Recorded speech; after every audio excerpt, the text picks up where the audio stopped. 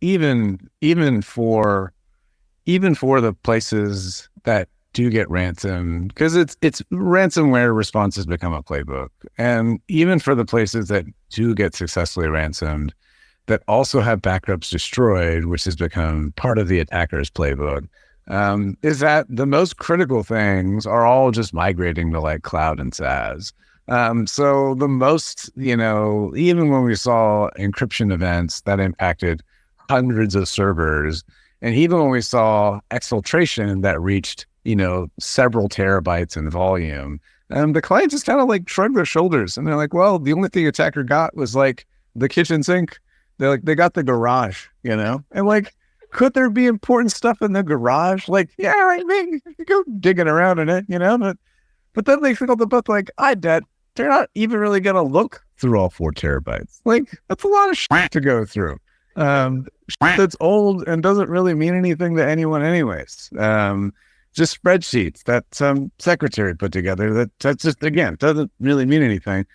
So, just like blue teamers hate writing reports, red teamers and ransomware operators hate doing their report and their homework, which is looking through all the data that they pulled back. There's been more and more cases where even if there's a threat of the shaming site and things like that, clients kind of shrug. So as a result, we've been seeing kind of further and further like downstream extortion attempts. So the old school way was, I'm going to encrypt all your stuff and that will get an extortion. And then people kind of shrug their shoulders and say, well, I got backups. No big deal. So then they said, okay, I'm going to steal your stuff and I'll publish it on the dark web and I'll shame you. And that'll get an extortion. And people said, like nobody reads your dumb website anyways.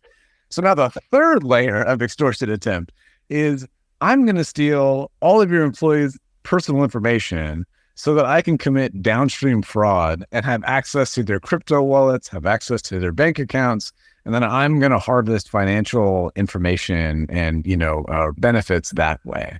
And that has been something that's been on the rise. And then like the fourth layer that we've been seeing on top of all of that is we've seen some groups like 3944 threatened to make SEC filings with publicly traded companies and say, if you do not pay us, then we're going to report you to the SEC for failing to notify that you've been compromised within the appropriate regulatory time, and you're going to have to pay the fine. So either pay us, which will be less than the fine, or be ready to pay the regulatory fine.